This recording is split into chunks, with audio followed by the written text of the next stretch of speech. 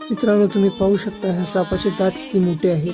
हा रसल स्वायपर जातीचा साप आहे. त्यालाच घोणस म्हणलं जातं आणि हा साप म्हणजे सर्वात जास्त प्रमाणात शेती भागामध्ये आढळत असतो. म्हणून तुम्हाला एक विनंती आहे, शेतामध्ये जात असताना शूज वापरत जावा, कारण की हे जो जातीचा साप आहे बघा, जास्त फोर्समध्ये चावत असतो तर ती माणसामध्ये त्याच्या विष म्हणजेच हिमोटॉक्सिक जे विष आहे ते टाकत राहतो आणि ते जर टाकलं तर कशा प्रमाणे आपल्या बॉडीवर सिम्पटम्स येतात तेही तुम्ही पाहू शकता.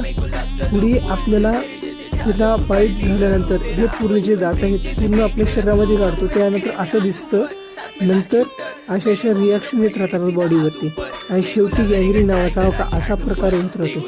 आणि ह्या प्रकारामध्ये झाल्यानंतर पूर्ण बॉडीवरची कातडी जी आहे ती काढावी लागते, कारण ते जिवंतपणेच नासायला लागते.